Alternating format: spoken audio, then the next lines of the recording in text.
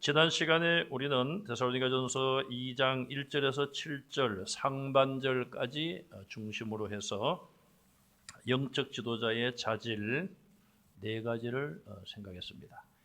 부정적인 면이죠. 이런 것을 가져서는 안 된다. 첫째는 속임수라고 그랬습니다. 속임수는 거짓됨, 거짓말, 반대되는 개념은 정직함이죠. 지도자들은 정직해야 된다는 것입니다. 우리나라 사회에 외국도 그런 경우가 있겠습니다만은 그런 말이 있죠. 정치하는 사람들은 거짓말을 밥 먹듯 한다. 이렇게 얘기했다가 또 확 뒤집어 버리고 그런 이야기를 참 우리가 듣는데 저는 그런 이야기에 대해서 동의하기가 어렵습니다. 그렇다면 대통령을 그 말이 맞다면은 어떤 사람이 대통령으로 뽑힐까? 거짓말 대회를 해가지고 1등하는 사람을 뽑아야 될 거예요. 그러나 국민들은 지도자가 정직하지 않은 걸 원치 않죠. 지도자가 정직한 것을 원하고 있습니다. 두 번째는 아첨하는 말, 사람의 비위를 맞추고 사람이 듣기 좋은 말을 하는 것. 지도자는 그렇게 해서는 안 된다. 아첨은 변칙이라 그렇게 또 말할 수가 있겠죠. 이런 것의 반대는 진실입니다. 있는 그대로를 말할 수 있는 것. 이 지도자에게는 아첨하는 것이 없어야 된다는 것이죠. 세 번째는 탐심, 욕심, 욕망. 지도자가 이런 것을 가지게 되면 참 국민들이 불행해지겠죠. 유럽의 어떤 나라인지 제가 이전 먹었는데요. 그 나라 수상이 출근을 하는데 자기 사저에서 개인 집에서 자전거를 타고 수상 집무실로 출퇴근을 한다. 못 사는 나라가 절대로 아닙니다. 잘 살고 선진국인데 우리나라 같으면은 아예 대통령이 청와대 그냥 거기서 거주를 하죠. 또 어디 행차를 하신다고 하면은 제일 좋은 차, 또 대통령 전용 비행기까지 있습니다. 어쨌든 참 욕심을 가지지 않는다는 것 지도자가 그것이 필요하고 세 번째는 사도 바울과 그의 일행들은 권위를 내세우지 않는다. 거기 7절에 보니까 상반절에 우리는 그리스도의 사도로서 마땅히 권위를 주장할 수 있으나 그랬어요. 왜냐하면은 사도 바울이 부활하신 주님을 만나서 이방인의 사도로 보냄을 받았지 않습니까? 그러면은 나는 부활하신 예수님을 직접 만난 사람이다. 그러니까 그 예수님이 바로 나에게 사도의 직분을 주셨다. 그러므로 나에게 함부로 하지 말라. 이렇게 말할 수 있는 거죠. 권위를 내세울 수 있는 거죠. 사실 12사도의 권위는 굉장히 큰 권위입니다. 요한계시록에 보면은 24장로가 나오는데 24장로 누구냐? 구약의 12지파의 대표자들이고 신약에서는 12사도가 아닌가. 그렇게 일반적으로 성경 해석을 합니다. 물론 우리가 천국에 가서 확인할 수 있겠습니다만은 어쨌든 12사도라고 하는 것은 영적으로 큰 권위가 있어요. 예수님의 부활하신 모습을 직접 보았고 또 예수님으로부터 직접 사도의 사명을 받았고 그런 어떤 다른 사람이 가질 수 없는 특별한 그런 조건들을 갖추고 있습니다. 그래서 12사도에 대한 권위는 굉장히 큰 것이죠. 물론 사도 바울은 13번째라고도 볼 수가 있겠습니다만은 어쨌든 우리는 예수님을 직접 만났고 부활하신 주님을 직접 보았고 직접 주님께 사명을 받은 자들이다. 권위를 내세울 수 있지만 우리가 권위를 주장할 수 있지만 주장하지 않았다 이 말이죠. 그래서 권위주의라는 것 이것은 지도자들이 가져서는 안 되는 부정적인 요소다. 네 가지를 생각해 보았습니다. 오늘은 7절 중반절 이후부터 12절까지 영적인 리더가 이번에는 가져야 될 네 가지 요소, 긍정적으로 이런 것들은 꼭 가져야 된다. 그것을 오늘 본문에서 볼 수가 있습니다. 이 긍정적인 것 4가지와 또 부정적인 것 4가지는 가지지 않고 8가지 요소를 잘 갖추면 오늘 12절 마지막에 보시면은 하나님께 합당히 행하게 하려 함이라. 이 지도자들이 본을 보이고 또 이 성도들에게 지도자들이 본을 보이며 이렇게 지도하고 우리가 이런 모습으로 너희들에게 보여주었으니 우리를 따라오라. 그러면 너희가 하나님께 보실 때에 합당히 행하는 사람들이 될 수 있다. 그렇게 말씀을 하고 있고요. 또 4절에서 우리는 올라가서 4절에서 복음을 위탁받은 자들이라고 그랬어요. 하나님께서 복음을 주의 종들에게 사도들에게 맡기시고 가서 전하라고 했습니다. 하나님으로부터 그런 일을 위탁받은 자들이 어떤 자세로 그 일을 감당해야 되는가? 역시 여기 나오는 8가지. 부정적인 것 4가지는 가지지 말고 긍정적인 4가지는 가져야 한다. 이것을 본문에서 또 2장에서 우리는 볼 수가 있습니다. 그러면 바울이 보여준 영적 리더가 가져야 될 긍정적인 4가지 요소는 무엇입니까? 첫째는 사람들에게 필요한 것이 무엇인지를 잘 파악하고 채워주는 역할을 했습니다. 사람들은 필요에 민감하죠. 뭔가는 자기에게 간절하게 필요한 것, 거기에 대해서 굉장히 관심도 가지고 또 민감하게 대합니다. 정치 지도자들의 문제점 중에 하나는 무엇인가?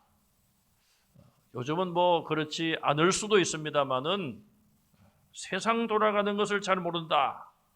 그런 일들이 있을 수 있어요. 예를 들어서 뭐 뉴스에 대통령이나 뭐 장관이나 나와서 무슨 담화를 발표하거나 무슨 정책을 발표하거나 기자회견을 할 때에 국민들이 들어보고 참 우리의 형편을 잘 알고 있구나. 그렇게 공감을 하는 그런 회담이나 발표를 정책을 발표하면은 굉장히 행복하겠죠. 우리가 필요한 것을 이렇게 해주는구나.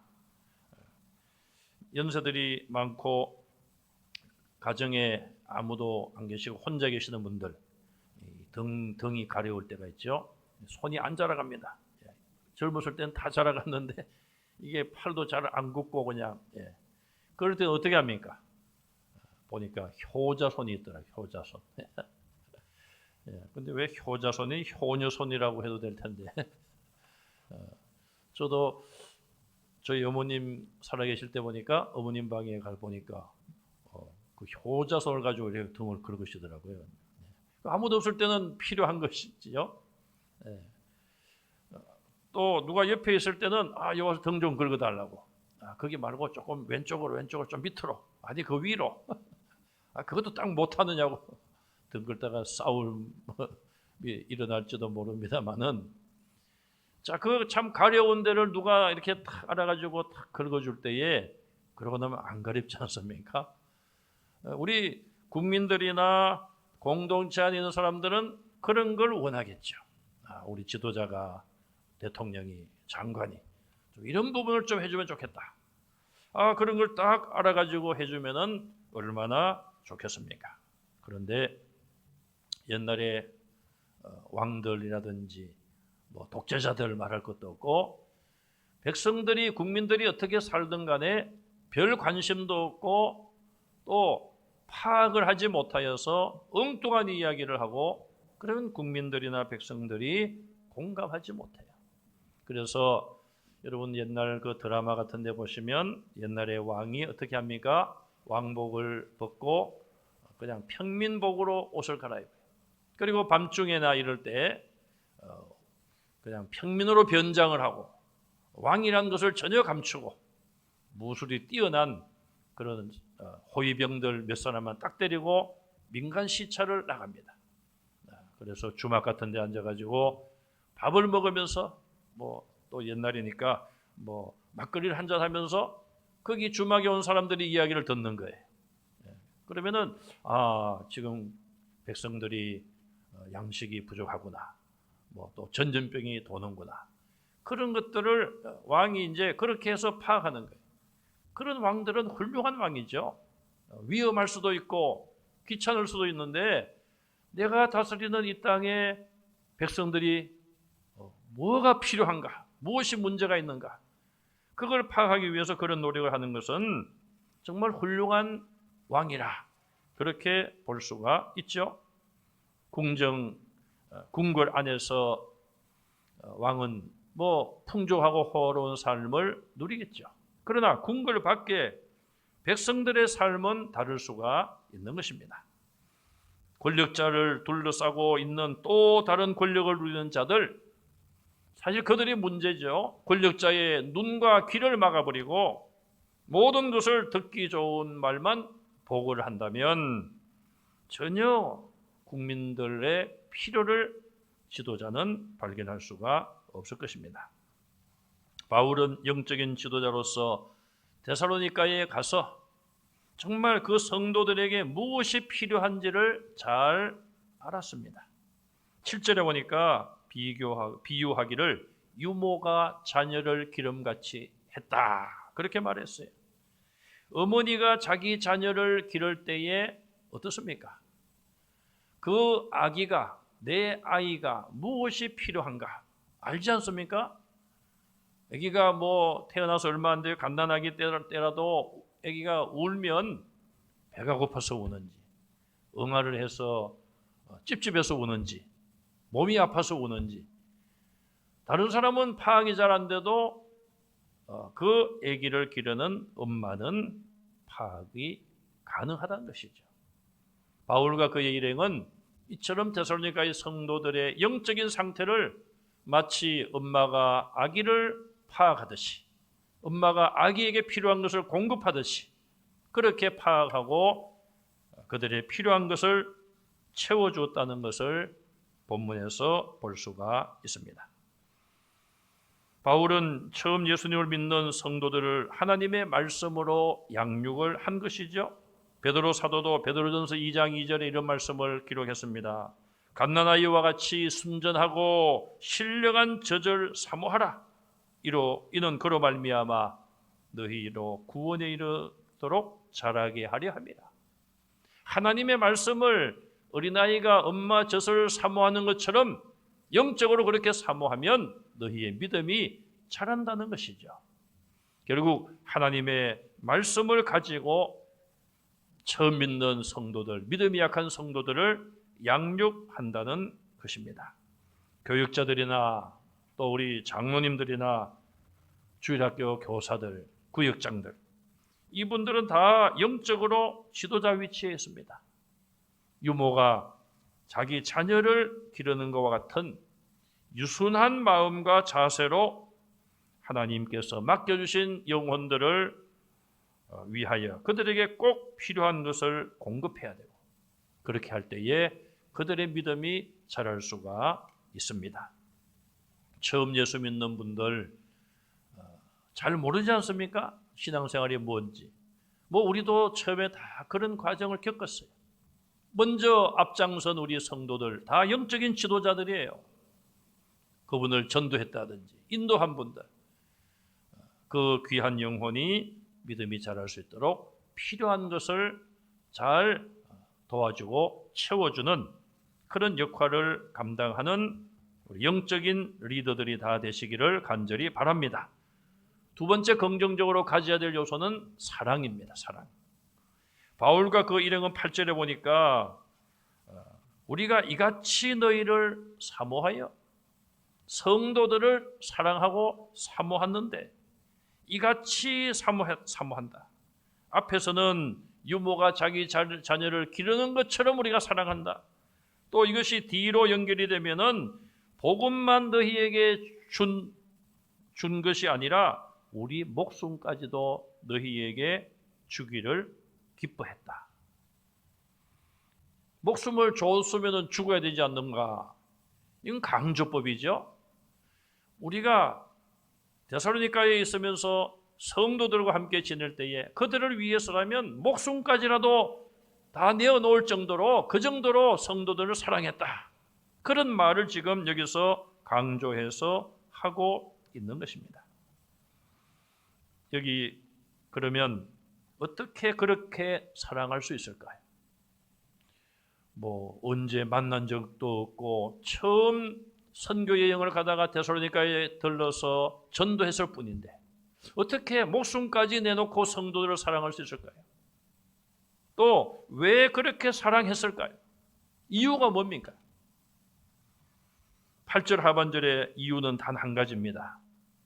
너희가 우리의 사랑하는 자 됨이라. 다른 이유 없어요. 너희는 우리가 사랑하는 대상자가 되었다 이 말이에요. 사랑은 어떤 의미에서는 사랑의 대상을 결정하는 것입니다. 또 선택하는 것이죠. 우리가 모든 사람을 사랑해야 돼요. 자, 그러면은 나는 이 세상에 있는 70억 넘는 인구를 다 사랑합니다. 하나님, 나는 70억 넘는 인구를 다 사랑하기를 원합니다. 아무리 내가 기도하고 그런 다짐을 한다고 해도 어떻게 내가 70억 넘는 인구를 다 사랑할 수 있습니까? 사랑하는 하나의 방법은 그들을 위해서 기도할 수는 있겠죠. 하나님, 안 믿는 영혼들을 믿도록 인도해 주십시오. 그러나 그렇게 너무 포괄적이고 말로만 그렇게 하는 것은 사실 사랑하지 않는 것과 같은 거예요. 그러면은 우리가 사랑은 어떻게 실천하고 어떻게 해야 되는 것이 사랑입니까? 사랑해야 될 대상자를 정하는 거예요. 구체적으로 정하고 정해진 대상자를 구체적으로 사랑을 하는 것이죠. 하나님께서 이들에게는 데살로니가 지역이라는 곳으로 보내셨고 그곳에서 전도하게 하셨고 말씀을 들은 자들이 결신하여 예수님을 믿는 신앙생활을 시작하게 된 거예요. 그런 많은 사람 가운데 그 사람들을 바울과 그의 일행은 사랑할 대상자로 정하게 된 것이라 이 말이죠. 그러므로 우리의 만남은 우연이란 있을 수가 없습니다. 내가 우연히 누구를 만났다. 우리는 모든 것이 하나님의 계획 속에 있음을 우리는 믿어야 돼. 또 제가 자주 하는 이야기 중에 재수가 나빠가지고 뒤로 넘어갔는데 이마가 깨졌다. 재수가 나빠가지고 그 사람은 재수가 좋아가지고 갑자기 사업이 잘 되고 부자가 되었다. 그건 예수 안 믿는 사람들 이야기입니다. 우리 성도들은 그런 어휘 자체도 그런 말을 쓰지 말아야 돼요. 왜? 우리가 누구를 만나는 것도 내가 어디로 가는 것도 하나님의 인도하심, 하나님의 계획 속에 있다. 그런 믿음을 가져야 되기 때문에 그런 것입니다. 그러므로 우리는 사랑의 대상자를 정해야 돼요. 정하고 하나님의 사랑, 예수님의 십자가의 사랑을 실천해야 됩니다. 내 목숨까지라도 내어놓고 사랑할 수 있어야 돼요. 왜? 예수님은 죄인들을 위하여 죄 없는 거룩한 몸을 내어놓으셨잖아요. 그런데 우리가 예수님의 대속으로 구원받은 우리가 우리의 목숨을 아껴서 되겠습니까? 정말 내 생명을 다하여 사랑하겠다. 한 영혼을 위하여 그런 사랑의 마음을 가지고 사랑을 실천하는 성도들이 되시기를 간절히 바랍니다. 세 번째는 진정성과 투명성이에요. 얼마나 일을 하면서 진실하게 했는가? 또 투명하게, 공개적으로, 떳떳하게 자신들을 다 공개하고 다 내어놓고 그런 모습으로 일을 하는 것이 리더에게는 필요합니다. 비밀이 많은 사람은 리더가 되기 어려워요. 자, 그러면은 진정성과 투명성에 대해서 오늘 본문의 9절에서 10절의 말씀을 하고 있습니다. 첫째는 수고했다고 했어요.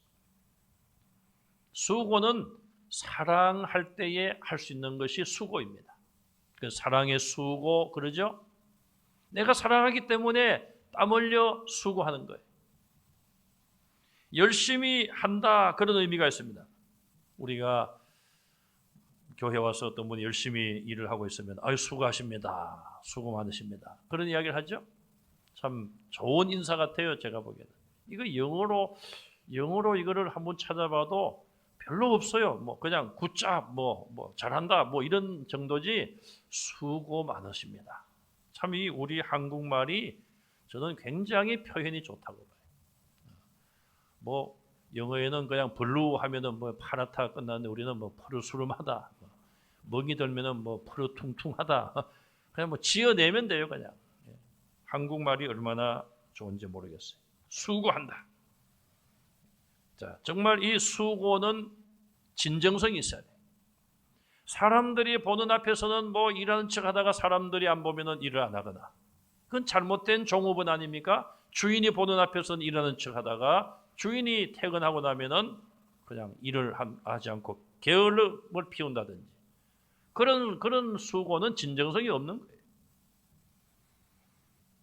또 말로만 하는 수고가 아닙니다. 행동으로 하는 수고가 진짜 수고요, 진정성이 있는 거예요. 그 다음에 보면 애를 쓴다, 이런 말을 해요. 애를 쓴다. 이 애 쓴다는 말도 참 굉장히 우리 한국말로서 굉장히 좋은 표현 아닙니까? 아이고 애 많이 쓰셨습니다. 힘을 다하여 봉사하고 섬긴다는 의미 아니겠습니까? 특별히 바울은 선교를 떠나가지고 얼마나 어려웠겠어요. 우리 교회가 시작된 지 약 2000년 역사 가운데 파송 선교사 1, 2호가 바울과 바나바예요. 안디옥 교회에서 파송했지 않습니까? 지금은 파송을 하면은 이렇게 여러 목사님들이 오셔서 기도해 주시고 축복해 주시고, 또 우리 성도들이 헌금을 하여서 선교비를 매월 보내드리고 그렇지 않습니까? 근데 그 옛날에 뭐 그렇게 재정적으로 후원도 받지 못하고 그냥 어느 정도 여비, 배싹이죠. 배싹을 가지고 출발을 했을 거예요. 가다가 돈이 다 떨어지면은 갈 수가 없어요. 그러면은 일을 한 거예요. 일. 그래서 오늘 여기 본문에도 보면은 애를 썼다. 그리고 성도와 교회에게 누를 폐를 끼치지 않으려고 밤낮으로 일했다 그랬어요. 밤낮으로. 아마 선교를 가서 돈이 떨어지면은 복음 전하는 것보다도 선교비를 마련해야 되니까 밤낮으로 일을 하는 일에 더 열중을 했을 거예요. 제가 미국에서 보니까요, 우리 한국 목사님들이 목사님들은 많은데 교회가 그렇게 많지 않아요. 그러니까 목사님들이 주 5일 정도는 일을 하십니다. 무슨 뭐 청소도 하시고 가드닝해서 잔디도 깎고 뭐 이런 청소도 하고 페인트 칠도 하고, 돈을 월급을 받아가지고 사업을 해서 그 사업 작업 그걸 모아가지고 뭐 중국이라든지 이런 나라에 가서 또 한 달이나 이렇게 있으면서 자기가 모은 돈을 가지고 와가지고 자비량 전도죠. 가서 선교하고 이제 그렇게 또 돌아와요. 그리고 또 이제 그런 또 잡에 가서 또 일을 하고, 그런 분들도 여러분 제가 봤습니다. 사도행전 18장 2절과 3절에 보면은 바울은 고린도에서 아굴라를 만납니다. 아굴라. 그런데 이 아굴라도 천막 만드는 기술자고, 사도 바울도 천막 만드는 기술자예요. 그래서 그들이 열심히 천막을 만들어서 함께 팔았습니다. 그리고 안식일마다 유대인의 회당에서 복음을 열심히 전했다. 그런 기록이 성경에 나와 있어요. 바울이 이렇게 또 실라와 디모데와 함께 열심히 일을 했기 때문에 데살로니가 교회 성도들에게 어떤 말을 할 수가 있었을까요? 자, 우리 뒤로 한 장 넘어가 보겠습니다. 앞으로 한 장 뒤로인가요? 4장 11절. 4장 11절 뒤로 넘어가야 돼요. 4장 11절 같이 한번 읽겠습니다. 시작. 또 너희에게 명한 것 같이 조용히 자기 일을 하고 너희 손으로 일하기를 힘써라. 아멘. 바울이 열심히 고린도에서도 일했고 데살로니가에 가서도 뭐 복음을 전할 때는 복음을 전했지만 또 열심히 일하는 모습을 보여줬고 그렇게 살았기 때문에 4장 11절에 이렇게 기록할 수 있었던 거예요. 너희에게 명한 것 같이 조용히 자기 일을 하라. 남의 일하는 거 뭐 가서 간섭하고 그러지 말고 자기 일을 조용히 하라. 또 너희 손으로 일하기를 힘써라. 손을 가만히 놀리지 말고 열심히 일하라는 거예요.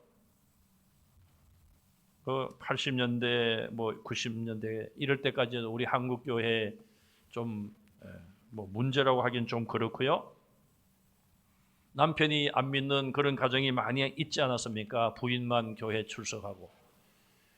그런데 안 믿는 남편 입장에서 보면 자기 아내가 예수님을 믿는데 그냥 너무 교회 가서 시간을 많이 뺏기는 것 같고 또 너무 집안일을 돌아보지 않고 또 뭐 이렇게 밥 같은 것도 차려주는 거 보니까 성의 없게 차리고 만약에 그렇다면 이 안 믿는 남편의 입장에서는 어떤 생각을 하겠습니까? 내 아내가 좀 교회 좀 어지간히 빠지면 좋겠는데 교회 가고 신앙생활 하는 건 좋은데 그건 내가 좋을 것 같은데 좀 가정에 소홀하다. 그런 일들 때문에 좀 어려움이 있었을 거예요. 그래서 남편이 뭐 교회를 못 나가게 한다든지 막 그런 압력을 가하면 박해를 받는다고. 내가 교회에서 집에서 핍박을 받는다고. 심지어는 집에 마귀가 있다고. 그런 어려움 가운데 갈등이 있는 가정들이 없지 않아 있었을 거예요. 그래서 우리는 바울의 이런 권면의 말씀은 무엇입니까? 수고하고 애를 썼다. 너희에게 폐가 되지 않기 위해서 우리가 밤낮으로 일했다. 우리가 사도로서 권위를 내세울 수도 있고 우리는 사도니까 성도들이 우리를 접대도 하고 필요한 거 가져오시오. 그럴 권위가 있지만 그런 권위를 다 내려놓고 밤낮으로 일했다. 정말 그 진정성을 우리가 볼 수가 있는 것이죠. 데살로니가 후서 3장 10절 이하에 보면 그 당시에도 예수님의 재림이 임박했다. 이런 주장들이 있고 이단들이 있었습니다. 우리 한국에도 제가 기억하기로는 1984년 10월경인가요? 10월 24일인가 며칠 날 예수님이 재림하신다. 다미선교회라고 기억나시죠? 다미선교회. 다미선교회. 제가 그 이름은 기억합니다.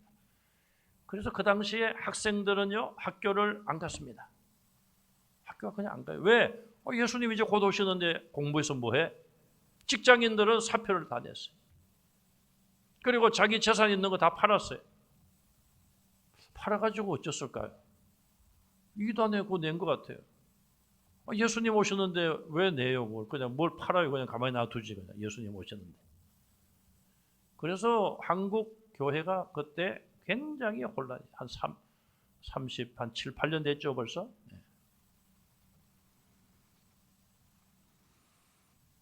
예수님의 재림이 임박하다고 그렇게 하고 무기도식하고 말이에요. 일도 하지 않고 공부도 하지 않고 해야 될 일을 다 하지 않고 모여가지고 그냥 그런 때가 있었습니다. 얼마나 잘못된 겁니까?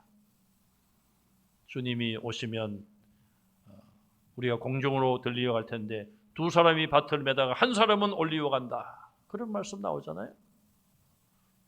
두 사람이 일할 때에 밭에서 일하는데 한 명은 올리어 가리라.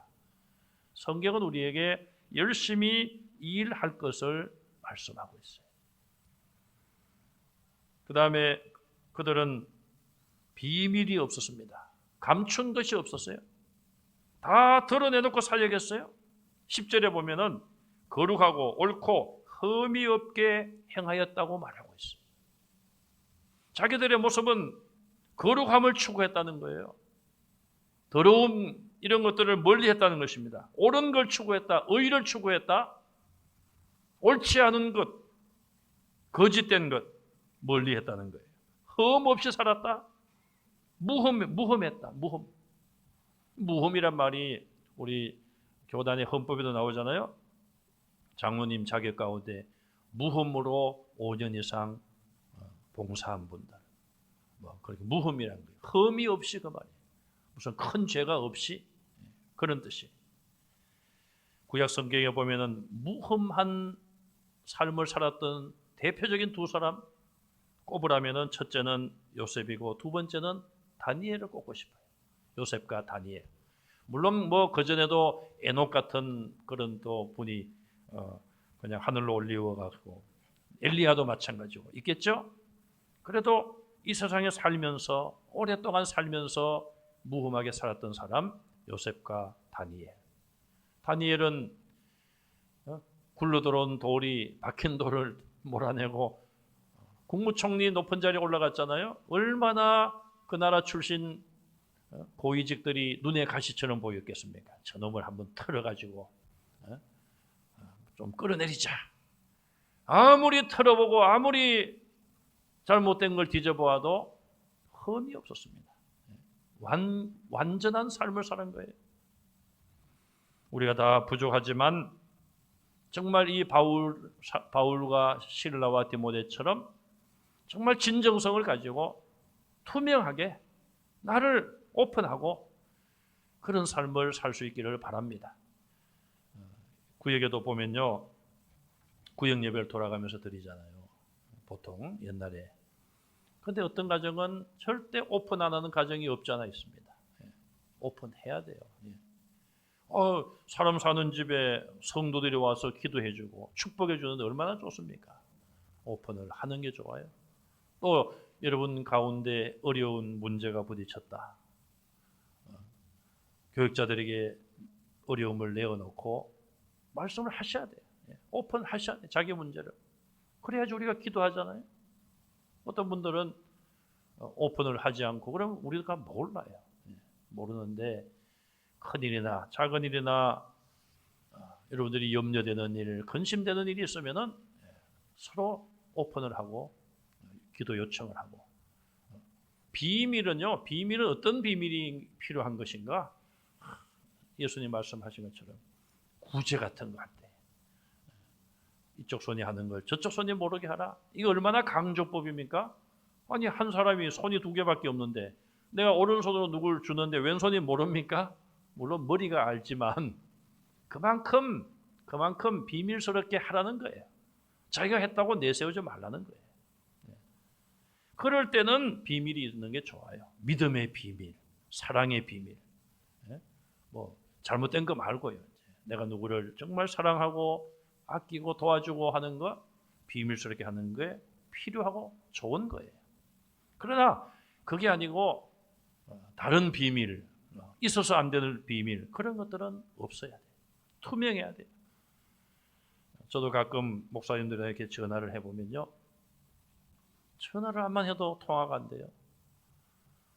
그때는 못 받더라도 뭐 저녁이라도 보면은 요즘은 다 누가 전화했는지 다 있잖아요. 문자도 그렇고.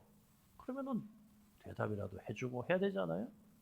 자기가 못 받았으면 나중에 제가 전화 못 받았습니다. 그렇게 또 전화를 하는 게 예의 아닙니까? 그걸 못하는 분들이 있더라고요. 또 어떤 사람들은 뭐 몇 시간씩 통화가 안 되고 그냥 뭐 핸드폰이 고장 나거나 뭐 술이 되거나 뭐 그럴 때는 그럴 수 있어요. 그러나 항상 그런 분들이 있을 수 있어요. 그거는 그렇게 바람직한 것이 아니죠. 더군다나 지도자들은 그런 모습이 있어서는 안 되는 거예요. 마지막 네 번째로 인정하고 응원하고 있습니다. 상대방을 인정해주고 열심히 잘하라고 격려하고 응원하는 이런 모습이 영적 리더들에게 있어야 돼요. 부모는 자식을 끝까지 인정해주고 응원하지 않습니까? 잘되라고 격려하고 있습니다. 바울의 일행이 그렇게 했어요. 11절에 보니까 각 사람에게 아버지가 자기 자녀에게 하듯 그랬어요. 자, 앞에서는 필요한 것을 파악하여 공급하는 것은 어머니의 마음으로, 어머니가 아기에게 하는 듯이, 마지막 이 네 번째 인정해주고 격려하고 응원하는 것은 아버지의 마음으로, 우리가 아버지의 마음을 가지고 너희들을 인정해주고 응원했다는 거예요. 그러면서 거기 보면 권면이란 말이 나오죠. 권면은 뭡니까? 곁으로 불러서 가르친다, 그런 뜻이었어요. 가까이 소리 꽥 질러가지고 야 그거 하지마 이게 아니고 가까이 불러가지고 잘 이야기를 해준다는 거예요. 그 다음에 위로가 있습니다. 위로는 슬픔을 당하고 실패를 하고 어려움을 겪을 때에 부드러운 말로 격려하는 것, 이게 위로예요. 세 번째 마지막으로 경계가 나옵니다. 이거는 잘못된 어떤 길로 갈 때에, 위험한 어떤 모습을 볼 때에 바르게 하라고 경계시키는 것이죠. 조심하라, 조심해야 된다. 스포츠 경기를 보시면은 작전 타임을 합니다. 감독이 탁 작전 타임을 이렇게 요청하면은 작전 타임을 해요. 그럼 여러분 감독 그 하는 이야기를 잘 들어보세요. 어떨 땐 감독이 뭐라고 이야기합니까? 뭐 이렇게 격려해 주지 않습니까? 아, 괜찮아. 뭐 한 번 실수할 수 있어. 지금부터 잘하면 돼. 그렇게 잘 이렇게 위로도 해주고, 또 어떤 선수는 특별히 불러가지고 뭐 쏴쏴쏴 이렇게 얘기하는 경우도 있잖아요. 그건 이제 권면 곁으로 불러가지고 이야기도 하고, 또 어떨 때는 경계하잖아요. 그게 뭐야, 그게 야단칠 때도 있어요. 그래 해가지고 뭐 되겠냐고 말이지. 때로는 야단칠 때도 있습니다. 훌륭한 지도자는 이 세 가지를 잘 조화 있게 해야 돼요. 야단만 치면은 선수들이 주눅이 들어서 더 못해요. 응원하고 격려하고 위로하고 권면하고, 이런 일들을 사도 바울과 그의 일행 지도자들이 데살로니가 교회에서 잘 했습니다. 그들은 하나님의 말씀만 가르친 것이 아니라 정말 사랑으로 그들을 긍휼히 여겼습니다. 우리 사회에 별로 좋지 않은 말로 사용되고 있는 것이 한 가지 있습니다. 두 가지죠. 보수와 진보. 보수와 진보. 딱 어떻게 보면은 갈라져 있어요. 또 나는 이것도 싫고 저것도 싫다. 그런 분들이 제가 잘은 몰라도 한 20% 정도 되지 않는가.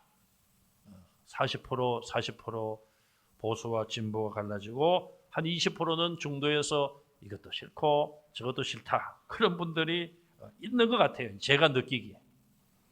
그러나 우리 교회와 신학, 우리 신앙 안에서도 사실은 보수와 진보가 있습니다. 이거는 정치적으로 우리가 연결을 시키는 것이 아닙니다. 보수는 뭡니까? 하나님이 주신 이 말씀을 우리가 끝까지 잘 지켜나가는 거예요. 진보는 뭡니까? 어제의 나의 모습보다 오늘 나의 모습이 한 단계 성숙해지는 거예요. 발전, 성장, 성숙, 그렇게 말할 수 있어요. 그래서 우리는 이 진보란 의미를 우리 개신교, 특별히 우리 교단에서는 개혁이란 말을 씁니다. 또 개신교라는 말 자체도 개혁이란 뜻에서 나온 이름이에요. 개신교. 개혁이에요, 개혁. 종교 개혁에서 왔잖아요. 중세시대 때 교회가 타락하고 부패했을 때에 교회는 하나님 말씀으로 돌아가야 되고, 교회는 새로워져야 된다. 가만히 있으니까 교회가 부패한다. 날마다 교회가 개혁되어야 된다. 어제의 나의 모습이 아니라 오늘 나의 다른 모습으로, 내일은 더 다른 모습으로, 어제 교회의 모습으로 만족하지 말고 오늘 우리 교회가 새로워져야 되고 내일은 더 새로워져야 된다. 이것이 원래 개혁주의 신앙이고 종교개혁의 목표였습니다. 그러면 우리는 어떻게 해야 되겠습니까? 하나님의 말씀을, 진리의 말씀을 잘 지키면서 전해야 되고, 전하면서 전하는 자나 배우는 자가 날마다 믿음이 성장하고 성숙해지고 개혁되어야 되는 것이죠. 이 두 가지를 다 우리는 갖출 수가 있어야 돼요. 사실은 우리나라 정치적으로도 보수도 장점이 있고 진보도 장점이 있어요. 거꾸로 보수도 약점이 있고 진보도 약점이 있는 거예요. 그렇다면 이 두 가지의 장점을 잘 살려나가고 갈등을 잘 해소해 나가는 그런 지도력이 굉장히 필요한 것이죠. 우리는 그것을 위해서 기도해야 되고, 또 우리는 먼저 교회가, 또 내가 아름다운 본을 보일 수 있도록, 지금 바울과 그의 일행이 데살로니가에서 이런 본을 다 보인 거 아닙니까? 믿는 자의 본을 보였기 때문에 데살로니가 교회 성도들도 이런 아름다운 믿음으로 성장하여 주변에 있는 믿는 자들에게 본이 되는 거예요. 자, 이런 오늘 네 가지 긍정적인 이런 모습을 우리가 가질 때에 하나님 보실 때에 합당하게 행할 수 있는 성도가 될 수가 있습니다. 우리 자신들이 하나님 앞에서 합당하게 행하고, 이제 우리가 영적인 리더로서 나를 통하여 믿음이 약한 성도들, 또 어린 심령들이 하나님 보실 때에 합당하게 행하는 그런 삶을 살아갈 수 있도록 영적 리더의 역할을 잘 감당하는 저와 여러분들이 다 되시기를 주님의 이름으로 축원합니다.